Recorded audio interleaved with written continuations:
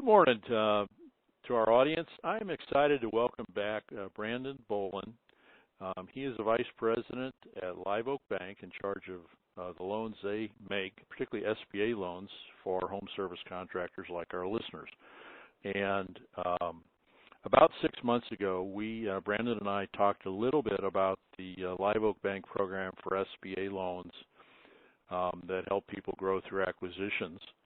And Brandon and I ran into each other out in Vegas at Service World Expo, and Brandon mentioned some of the contractors who listened to our call 6 months ago actually have been able to make an acquisition or two and transform their businesses with Brandon's help. Brandon, I just want to welcome you back, and I thought maybe you'd give everybody kind of a generic introduction to what SBA loans and how you're doing them with Live Oak Bank. And tell us a little bit about what's been happening with your business in the past 6 months. I know you've been busy because it's a busy market. Yeah, absolutely, Mike. Thank you for having me back on. I'm really excited to be back and sharing some information on SBA loans, Live Oak, and more importantly, what we're seeing in the market. It's been really busy. I'll tell you, folks got off their summer months, and they were ready to acquire companies. We're looking at helping folks buy as small of a business as, let's say, the purchase price is $200,000 all the way up to $5 million and up.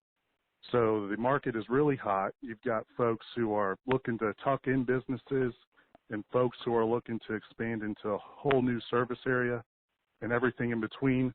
And I've been lucky enough to carve out some time this morning to talk with you about it and get away from my desk for a bit. I've pretty much been spending all day the past 2 days or so sending out proposal letters and getting signed proposal letters back and keeping deals moving along. So it's really exciting. A lot of folks using SBA loans to buy other companies, and we're just overall acquiring companies, whether cash, seller financing, what have you, but we're happy to be playing a part in it.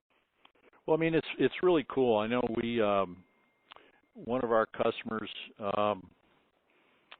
we're going to keep protecting confidentiality. I know they did an acquisition with you as the lender. These are guys in that Indiana, Ohio, Kentucky market area. And after listening to the podcast, and we did an analysis, as we do with Stochastic, of a market potential of a town they were looking to expand into. They came to you. They were able to, fund the acquisition. And really, if you think about it, fairly rapidly, it's only been 6 months or so since we last did that podcast.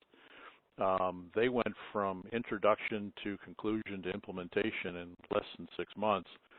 And this is the acquirer was maybe guys in that $5 to $7 million range, and the acquired company was obviously much smaller. Walk us through the timeline of this kind of example where somebody who's a $5 to $7 million contractor, all residential, goes and buys a smaller contractor to help expand in a new market. Kind of what goes through that timeline from your side of it? That's a great question. Now, I would say this one was one of those chances where everything falls into place right away, where you have the buyer with a ready-made acquisition. They've already got a target. So things progress rather quickly. But it's pretty common for us to have people who are just they want to make acquisitions, but they don't know enough yet about the product or even have a target identified, which those can take longer. But this one was pretty much ready to go. I think you made the introduction.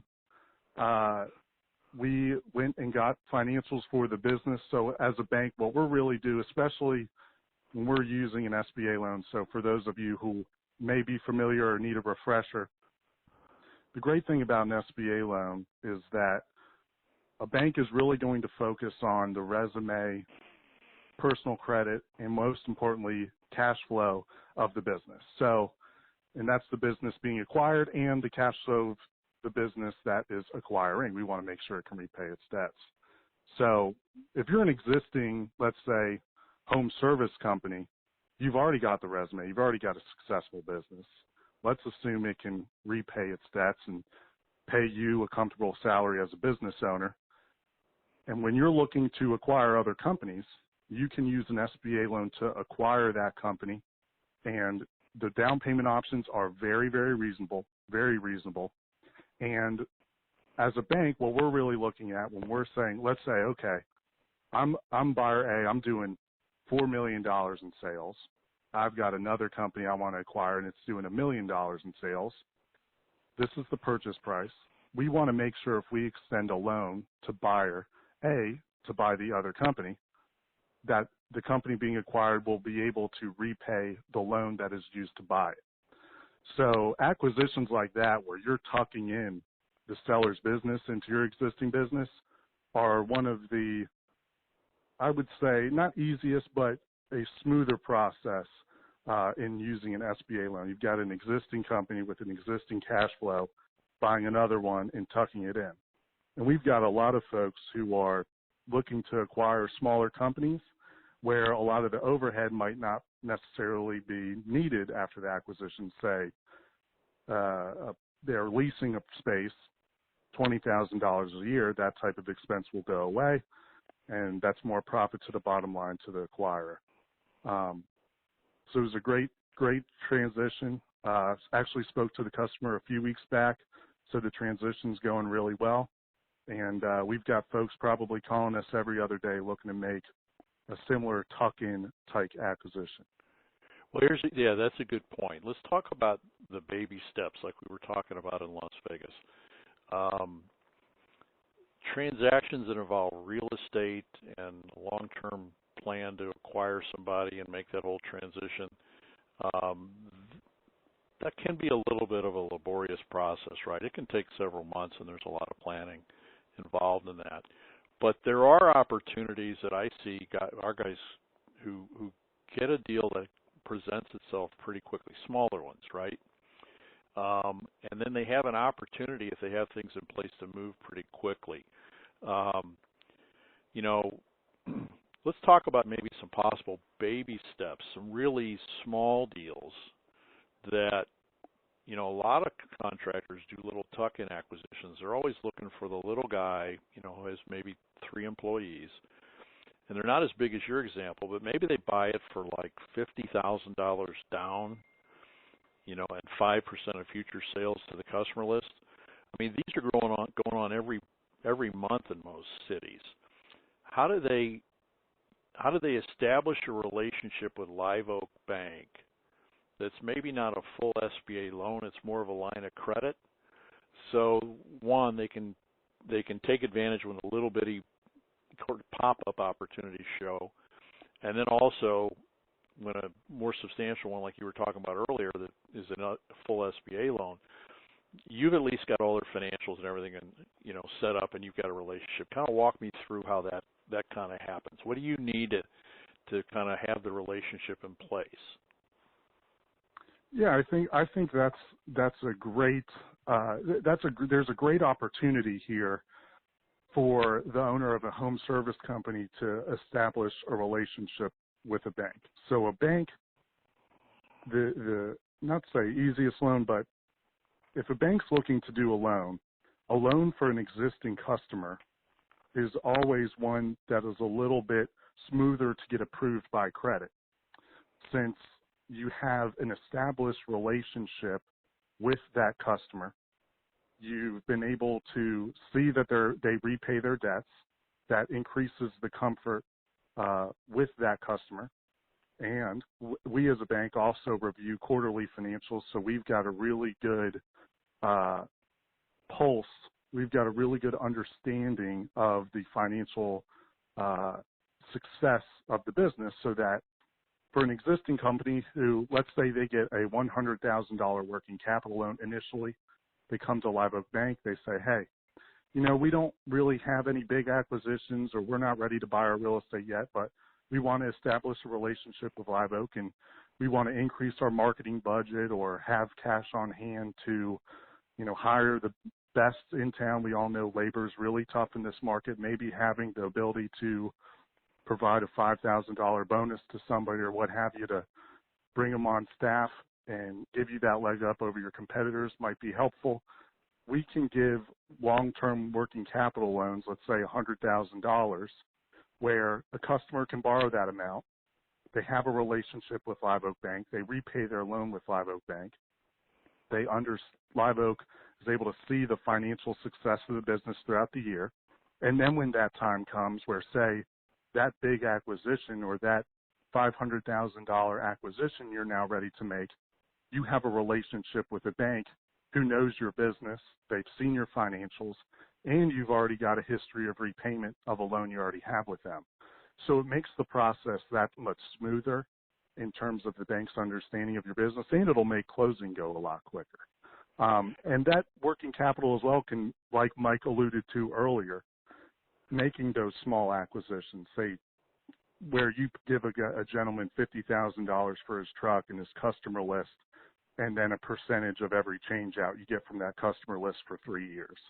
So it can be really helpful in growing your business that way. And I might be going off on a tangent here as well. Even if you don't use a loan to buy a company and you buy it with cash or a seller note, but in the future you plan to borrow or possibly use an SBA loan to buy another company, I think it's really important to keep track of how that acquisition went, so that when the bank says, hey, do you have any history of making acquisitions, you've got a list of how many customers came over, how much more in business you did, how accretive or how many expenses were you able to get rid of. Because Right. when the bank then evaluates your next acquisition, it's that much better because you have a history of success in acquiring other companies. Now, and that is one of the things I notice is, and I've got some customers that are, using private equity to fund a bunch of acquisitions, right? And they've got it down to a science, and they're fairly large. But the way he got there, I'm thinking of one of our guys that is running up on 20 different companies. He really started off doing these smaller acquisitions like you mentioned, and then he developed in the markets he was active in, he developed a reputation for somebody that contractors who wanted an exit strategy could go to and get a deal done, right? And he'd done it multiple times. He kind of knew the process. He knew how to bring his people in. And if you have taken the baby steps, get a reputation of somebody in town that contractors can come to, our parts distributors can direct those kind of guys to you. Having the lending relationship in place and a line of credit lets you start to do some acquisitions, maybe the baby steps, not the giant ones. But like you said, okay, I bought 3 guys in a truck operation. That was my first one. I wrote them a little check. I kept track of it, the sales for the next 3 years. And you get a reputation. And then when the time comes, say with Live Oak, and you say, now I've got a business that will really, if I buy it, it'll really transform my operation. It's a little bit easier for you to get that kind of feedback from the bank. Don't you think? Yeah, absolutely. So for instance, let's say a guy's got a relationship with you. He's been using you for a line of credit. He's done a couple, acquisitions, maybe one a year, the smaller ones. And you've been talking to him, you're doing your quarterly financials with him, you're doing your reviews. You actually can kind of give him a reality check if he comes to you with an opportunity like the one we talked about earlier today that was all kind of ready to go and you just needed to close on it.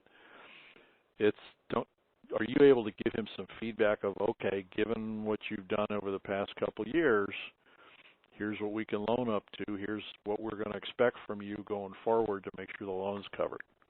Do you guys, I know you're so busy right now. Do you have those conversations when you have a 2-year relationship? Yeah, I'm always available 24/7, always happy to sit down and talk with folks. So although I'm swamped right now, and that's a great thing, I've always got time to talk shop with people, existing customers, prospective customers, because another thing you got to think about, and we as a bank, we can't assign values to any companies, right? It's always great to get a professional third party to do evaluation on a company you're looking to acquire. But, as a bank, we are going to have specific standards that have to be met. So we're going to be reviewing the work mix of the business. You know, like any buyer would, they're going to review the work mix, service, repair, replacement work, how many maintenance agreements do they have, are they doing new construction? New construction is something that we as a bank tend to try to avoid, so we're always cautious there. But for us, the biggest thing is going to be cash flow. If any loan is used to acquire a company, can that company repay the loan? So oftentimes we have conversations with customers who have prospective businesses they're looking at. You know, hey, at this price, I don't think it's something Live Oak can do. We're able to get comfortable with, maybe try dropping the price, et cetera. We always have conversations like that. And it can, like Mike alluded to earlier, being that company in town that acquires other companies, I think you'll end up unearthing more companies for sale that might not publicly be known.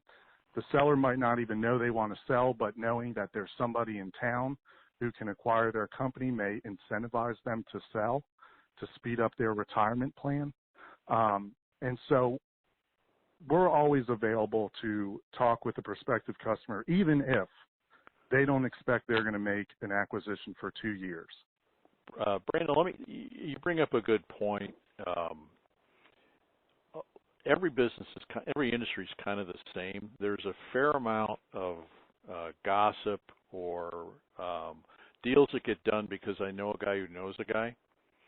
And if a contractor has a relationship with Live Oak Bank,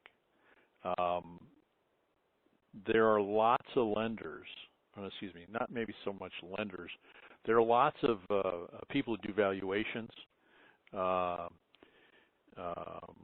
who are buying and selling companies, who talk with guys like yourselves about what's going on in different markets, right? So you may have seen the numbers of a contractor who maybe did some acquisitions, or some way you would know. I'm just picking a town out, Bowling Green. There are lots of Bowling Greens. Well, if someone has mentioned to you that they've done a valuation on a contractor in Bowling Green, you may actually be a source that can direct somebody to some acquisitions they can make, right? Yeah, there's a lot. There can be, if you're in the middle, of Indiana and you have your local network, you might not be aware of, say, a business maybe an hour away that you're looking to expand into, right, just because your network doesn't expand that far. But, it's always important to draw on any vendors, any folks to put it out there, what you're looking to do, because you never know who people have spoken to and who you'll be able to link up with. And I think that's real similar. I know when I was your age, Brandon, I was in the printing business, and the paper merchants were the biggest source of information in the industry because everybody had to buy paper, right? And the 2 or 3 paper merchants, and they basically acted like your wholesalers in HVAC, they would be able to tell anybody in town who's paying their bills on time, who's buying more paper, who's not buying all of a sudden.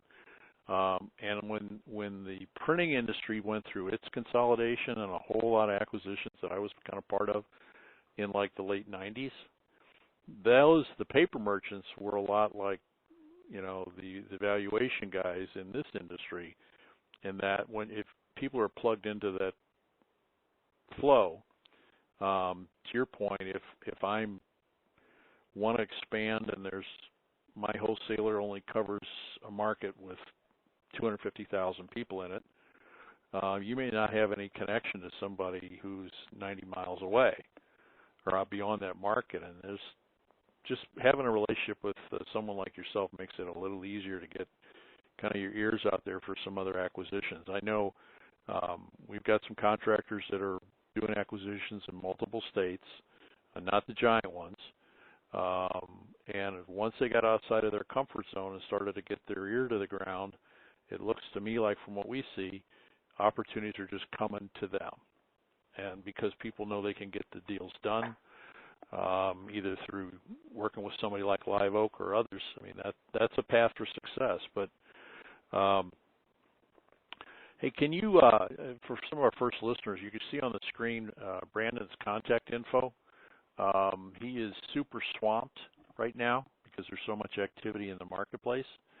But I do know a number of our contractors have kind of wrapped up some deals with Brandon just in the past 6 months, and it's been a real transformative relationship where they've been able to really grow their business and use some of the SBA loan programs that they have.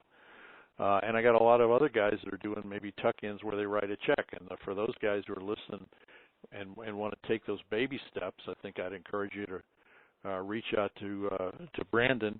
Brandon, you want him to call your cell phone, or you want to work 24/7, or you want him to just use the info they have on the screen? Yeah, please call my cell phone, 540-907-6561. Even if you don't have a prospective deal and you just want to learn more about how you can use an SBA loan to grow through acquisition, either by buying another company or you're ready to buy a piece of real estate, I'd be happy to sit down and talk with you about what the requirements of an SBA loan are. I'm sure many of you have gone to a bank and know that you have to do an application and figure out what the bank is looking for so you can be approved. Would be happy to walk you through each step of that, as well as talk about what is the term of a loan you could get to buy another business. How long do you have to repay it? What type of collateral do you have to put up? What type of down payment? Those are all questions that you'll need to know. And I'm happy to either shoot me an email or give me a call, shoot me a text, whatever works for you. Always happy to set up a call and talk with you, talk shop, even if it's something that you don't think you'll do for another year. That's just fine. Thanks, Brandon. I know for all your listeners, Brandon's a young guy that's very active in the industry already, and I suspect he's going to be hanging around it for many decades, so he's definitely somebody good to talk to. I think he's going to be there a long time, and growth through acquisition is going to be something that fits into everybody's arsenal of or toolbox. And anyway, just call the number on the screen or give Brandon a call. I think it's 540-907-6561. And take some baby steps. Get prepared for when an acquisition presents itself. You really want to be able to execute it. And, of course, Stochastic can, in very short order, in just a few minutes, if you're looking at a small acquisition, we can tell you zip code by zip code what he ought to be selling in the areas he probably operates in. And that can give you a little bit of a comfort level before you do that acquisition. So give either Eric or myself a jingle, and we can help coach you through that.